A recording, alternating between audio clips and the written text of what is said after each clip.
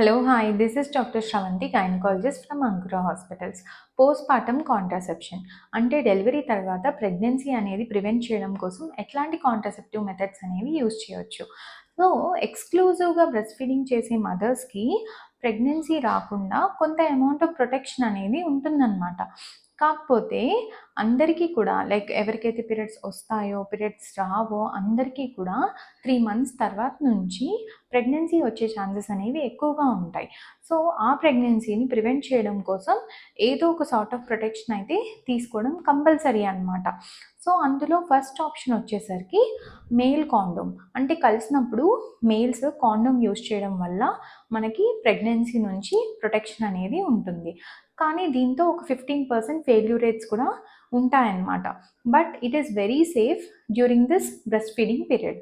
Second thing వచ్చేసరికి డిఎంపిఏ injections.